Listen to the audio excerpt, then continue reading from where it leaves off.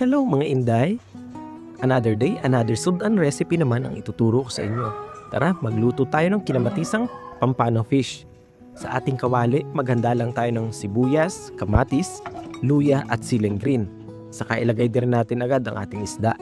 Lagyan natin ng pinigang kalamansi, tubig, asin, vetsin, durog na paminta, at lagyan natin ulit ng konting tubig.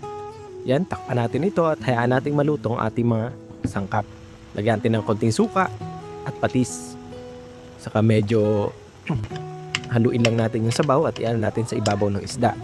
Saka takpan natin ulit at saka nalagyan naman natin ulit ng okra. Ayan, malapit na maluto ang ating ulam.